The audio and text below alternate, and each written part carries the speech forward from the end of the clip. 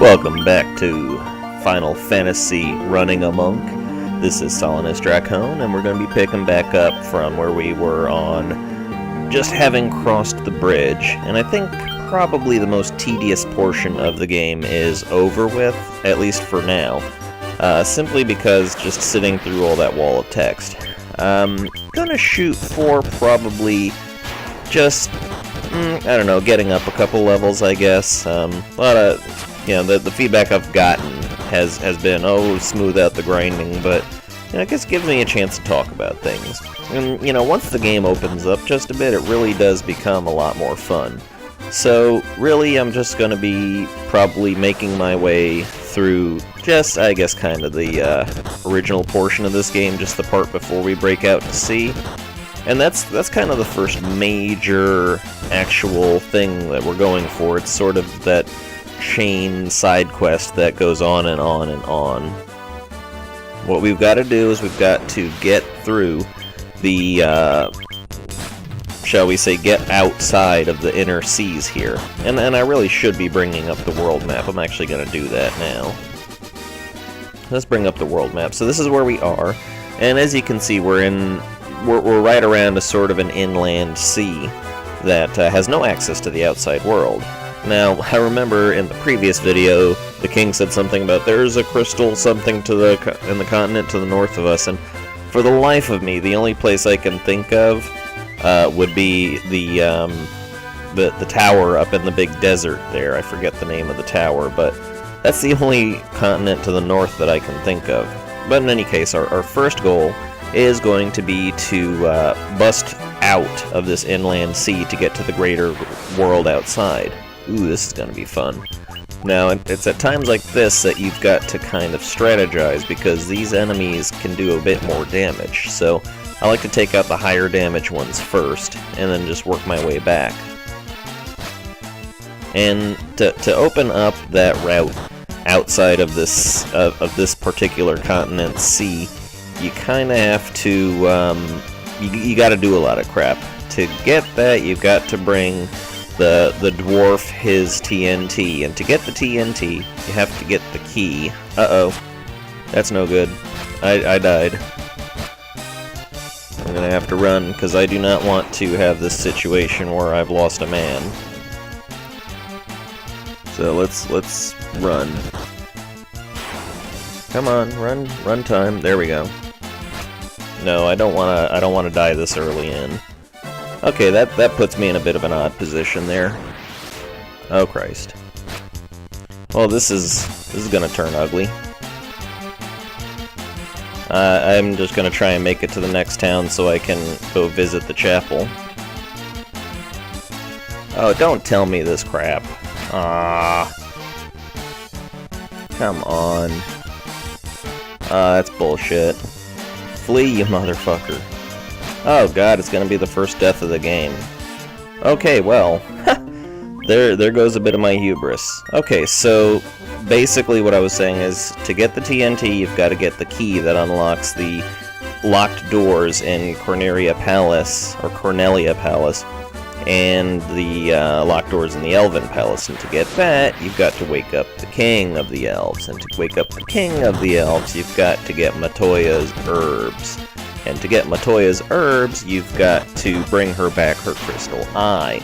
And her crystal eye was stolen by the Dark Elf, Astos. And the Dark Elf Astos, his whereabouts are unknown, but there's a king in a lone castle that might know something, but he wants a crown that is hidden inside a marsh cave. So honestly, look, did you just hear all those things I said? That chain of things you have to do just to get the game started. That's some crap right there. So, there's all that dickery that you've got to do just before you can begin the actual quest proper is sort of what has to happen. So, let's go ahead and take out the warg wolves here. Just get the stronger enemies out of the way. That's the important point. And you kind of have to grind a little bit with this class. I have to be honest with you, there is the downside that until these guys actually get a full head of steam going here, they're not going to be very good out in the wild. So Every little bit helps. More HP would be fantastic, but for right now, I'm pretty sure we'll be able to take on the pirates. They're really not that bad. And once we've taken on the pirates, we'll have a good ton of gold to buy more potions and etc, etc. So here's this douchebag right here. Cannonballs of steel. Fantastic.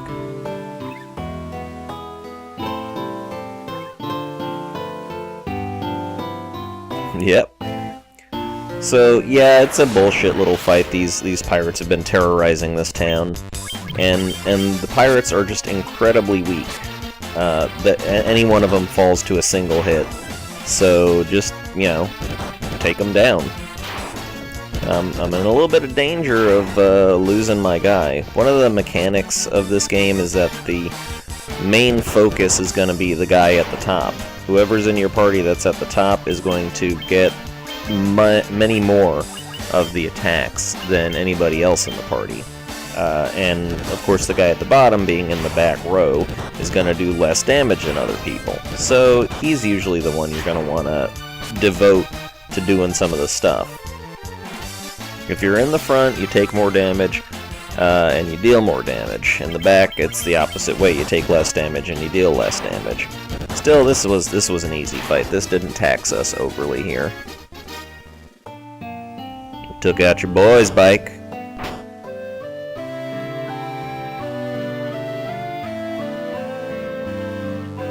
You shit-eating motherfucker.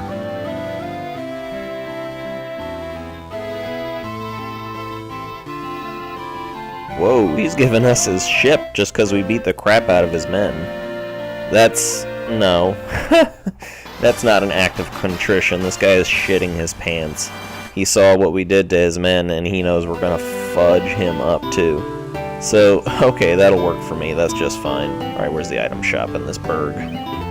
So that's the first vehicle that opens up to you is the ship. So let's buy some potions. Let's just stock up on some potions here, because we're gonna need them. Probably gonna need some Phoenix down, too. Let me sell all the crap.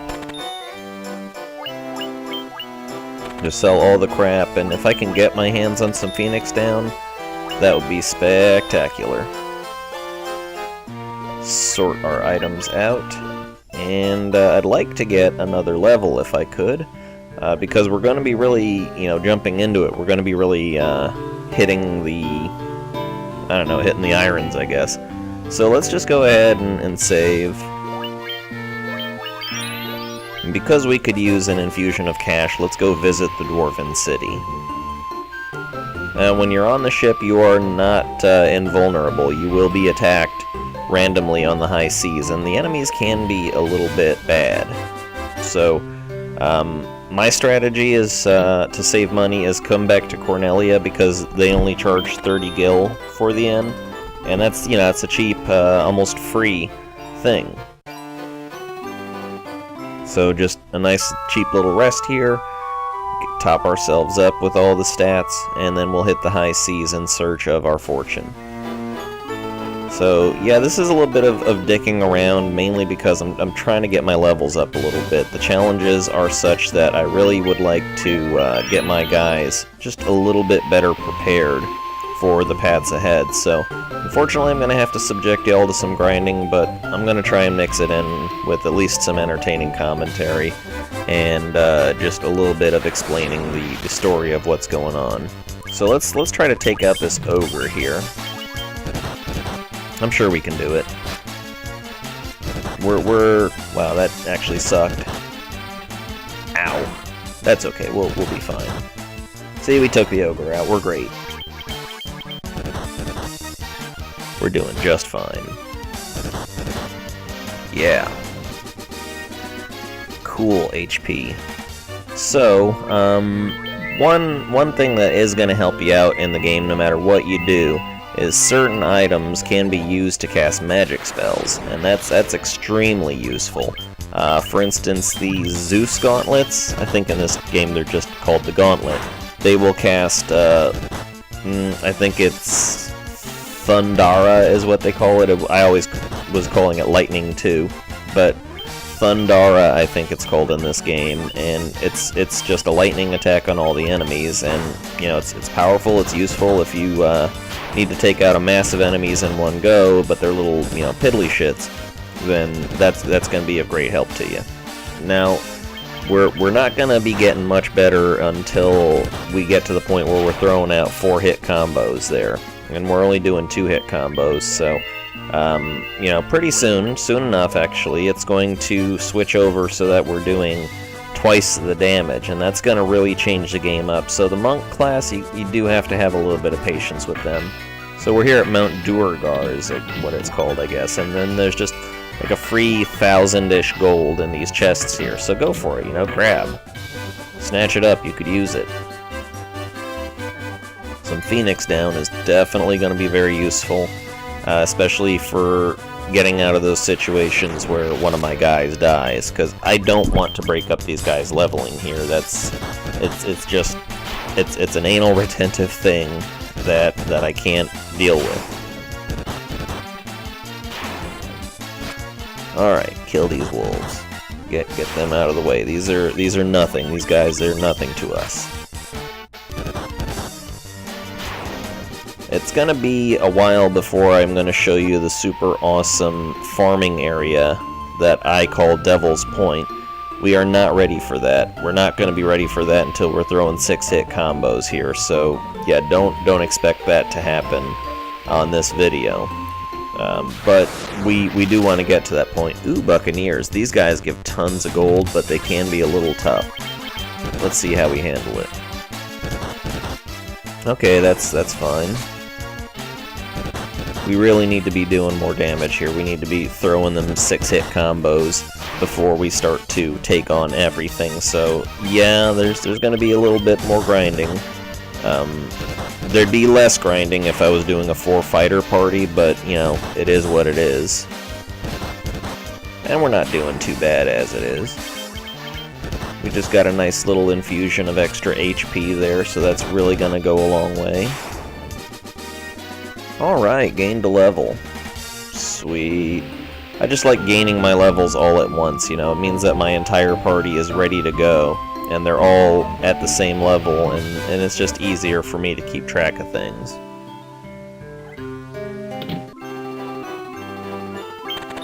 Alright, plenty of money now, 2,300. Now, normally in, let's say you're playing a game where you're using a fighter in your party, just heavy armor users, then you're wanting to save up for, like, the iron armor and stuff, and that's how I dank it, I grind it.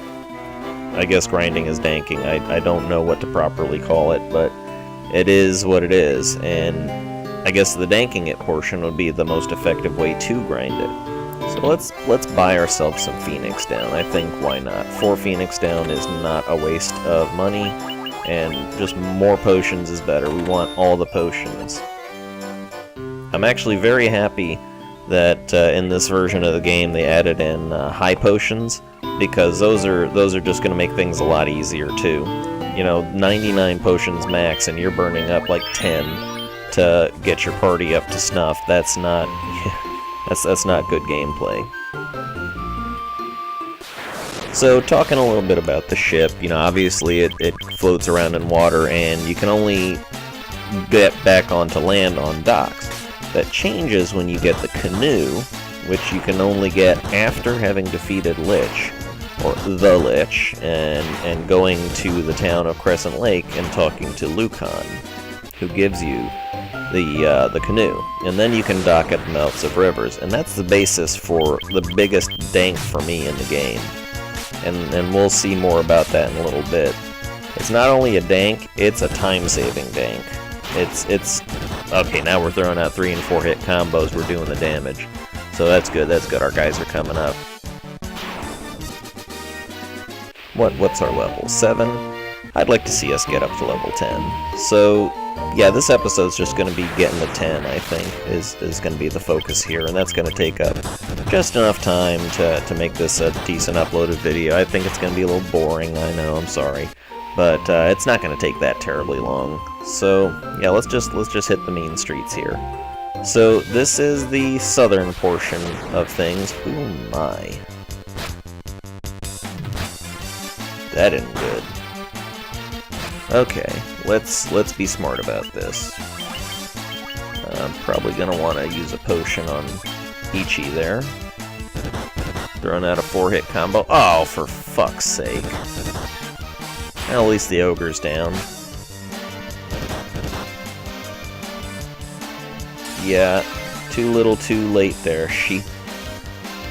Okay, let's get something going here.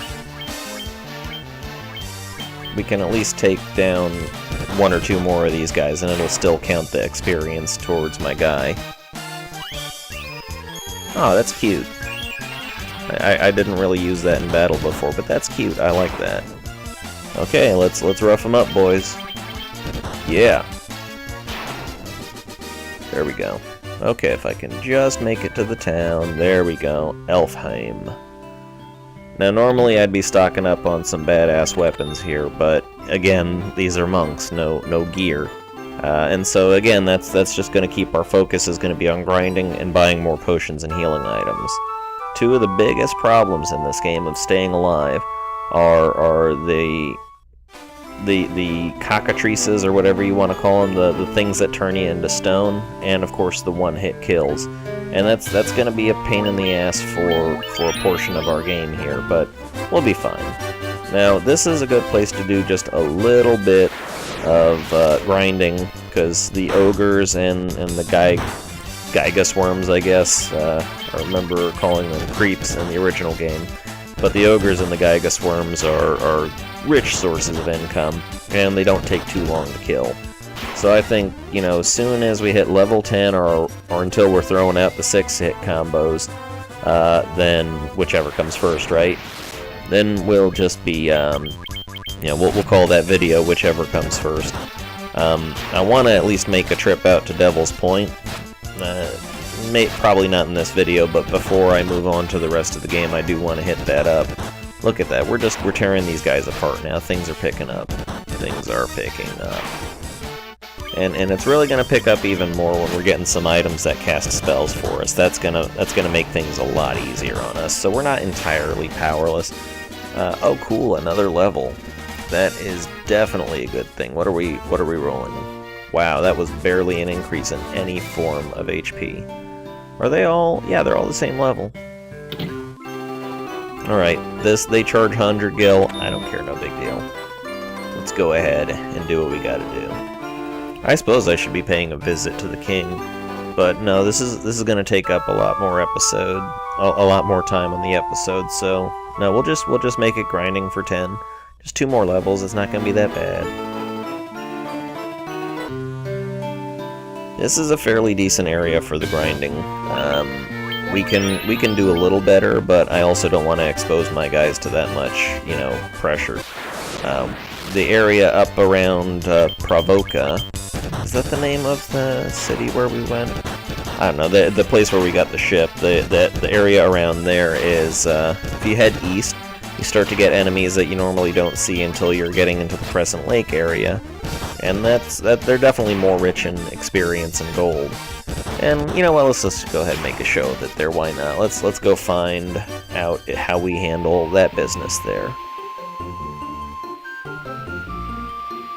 Now, one thing that's true is that once you get on the ship and bust out, the enemies in the whole sea are always the same. If you're in the regular ocean, doesn't matter if you're in the North Ocean, the South Ocean, the Inner Ocean, you are never going to encounter an enemy more powerful than we're fighting now.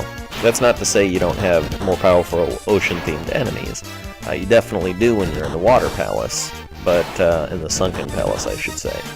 But here on the outside world, when you're not in the river, when you're just on the open seas, this is it. This is as good as it gets. So this is going to be a useful source of income for not much longer. Now those eyeball guys, those are fuckers right there. If they freeze your ass, then that's just annoying. So you want to make it your job to get them out of the way as soon as humanly possible. So come on, is there not an easier way? Oh, there we go, down. Just get them out of the way, and that way they can't freeze lock your ass. And for some reason they're missing. I think it's because of all that mad evasion that I got going on. But look at us, we're ballers now. We're taking these guys out. Taking them down, son.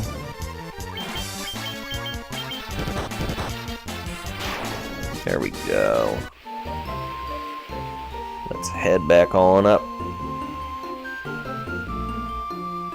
Let's see, what's the name of this town? Pravoka, I thought so. Get out of my way, you douchebag. What do you have to say for yourself?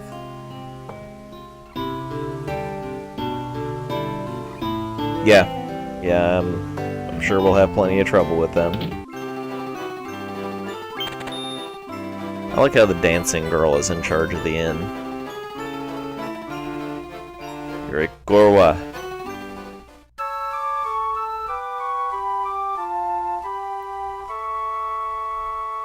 She doesn't just rent the bed, she rents what goes into the bed. That's right. I called her a slut. What you gonna do about it? Yeah, if I'm heading east, I'm going to want some antidote here, and let's see if we've got some anti-venom. There we go. Definitely want some antidote. Maybe not that much. Let's go for 10 of them. Because the werewolves out there are gonna do a number on us. Let's buy some more Phoenix down. Let's get some potions topped up. Just all the potions.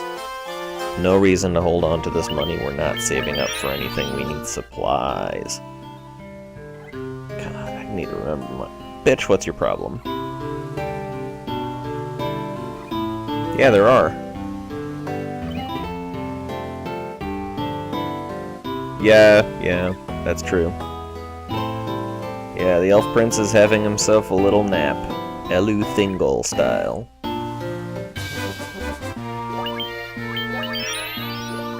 Alright, so let's explore some of these wild, untamed regions to the east here. The enemies here are actually, they're no pushovers, they're no slouches. Come on. God, it's when you want them to attack you that they don't. This guy is a pushover. Out of my way, zombie. Have no time for the undead. I guess I'll show you where Devil's Point is. You head east of Pravoka and you move up this way. And in these 4 squares in front of me, that is Devil's Point. Now, why is that such a great farming area? Because of a non-accidental glitch in the game, and I know this is not accidental because it was present in the first game as well and it carried over. You notice how where we are is nearly touching the southernmost tip of the northern continent there. And the enemies we're fighting here are ones we'd see up there. Those are ludicrously powerful enemies up there. And see, you can just make out the tip of the northern continent. So, yeah, I'm gonna go ahead and dare. Let's see. Oh boy, these guys. These guys are my nightmare. I might be able to beat them, but if they do that snowstorm attack too much, it's going to be the end of me. So let's just see how this goes. Devastating. Oh my god. Yeah, this is going to be another death, I can tell. Ah. And they're not that tough, too. I mean, you can take them down. But no, 3 ice storms, not going to do it. Look at that. Those guys are bastards. If you can beat them, great. If not, well, fuck it. I'm not gonna try with those guys anymore. And I will be coming back here, but that's a little bit of Devil's Point for you. Those frost wolves are no joke. But you'll get stuff like giants and trolls and shit as well. So, you know, it's real good farming. You can fatten up pretty damn quick there.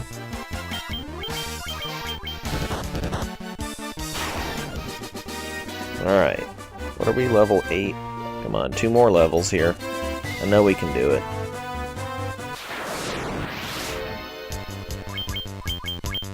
Alright, werewolves, that'll be fine, we can take them. They're not that tough.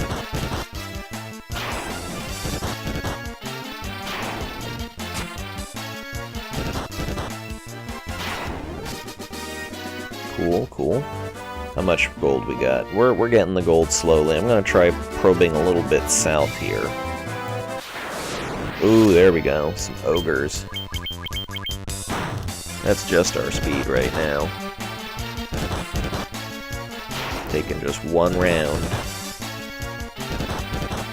You know, it's kind of interesting how close this game follows D&D rules. Alright, we just gained a level. I think that's a good enough reason to start heading in and getting ourselves topped up. Nah, not really, because we don't have that much extra HP. Let's stay around here. Now we're pretty steadily throwing out the 4-hit combos, and that's what I want to see. I want to see them 4-hit combos. I think the 6-hit combos start to kick in around level 12. Let's just keep at it around here. Start probing south a little bit, getting into more dangerous territory. Closer to Mount Gold, or as I remember it back in the day, Gorgu Volcano. Ooh, these guys do paralysis, that's no fun. They're chumps, but they do kind of hit, don't they? Oh, stop hitting my guy. Really? Oh, that's bullshit. No, I cannot accept that. No. Okay, that's not gonna do. LR, start and select. No? Okay. Well, that's not gonna stand, so... Shit almighty. What's the difference between these guys now? Next level 462, next level 306. I've gotta eat it, don't I? The sacrifices I make. Damn it. Alright, well, it is what it is. It's not too big a deal, but it's potentially one more fight before one guy levels up, and it crawls under my skin. It's a broken run for me when that happens, but I'm gonna soldier on. I'm gonna soldier on for whoever happens to be watching. So let's just chew through these enemies that we have business fighting, and we'll come back up here when we're hitting them 6-hit combos out of the park. That's gonna be our time. We will bide our time. Got to spend a Phoenix down. Damn it.